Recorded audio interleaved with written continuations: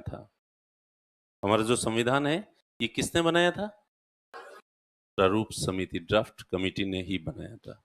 इन लोगों ने दुनिया के लगभग 60 देशों के संविधानों का अध्ययन किया। इन सब की उम्र जो है 50 साल या इससे ज्यादा की थी। उस उम्र में इन्होंने कितने देशों के संविधान पढ़ लिए? तुम्हारी पढ़ने की उम्र है, कितने संविधान पढ़ने?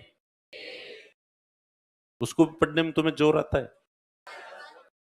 और खास बात कि डॉक्टर बी आर अम्बेडकर तो इतने इंटेलिजेंट आदमी थे कि रियल में जो इनका एकेडमिक जो बैकग्राउंड था वो इकोनॉमिक्स का था। इन्होंने जो पीएचडी की थी और एजुकेशन पूरी थी वो किसकी थी?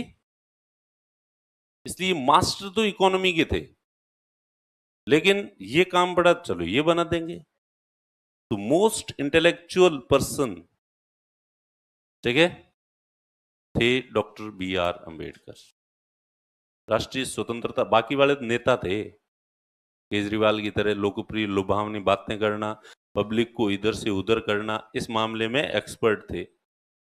और इसलिए इसमें एक भी लोकप्रिय, जब संविधान बनाने की बारी आई तो एक दूसरे की तरफ देखा, तो अपन तो वो काम कर सकते हैं नेतागिरी वाला, ये पढ़ाई लिखाई वाला काम अपने से ना हो। तो इसलिए तो ये काम, ये तो जो पढ़ने लिखने वाले लोग हैं, जो इस चीज के जानकार हैं, वही जो है वो लिख सकते हैं, दूसरे वाले नहीं लिख सकते। तो इसलिए जो है ये सारे ऐसे नाम हैं जो पढ़ने लिखने वाले इंटेलिजेंट लोग थे। और इनमें भी सबसे इंटेलिजेंट कौन थे? Doctor B R Ambedkar.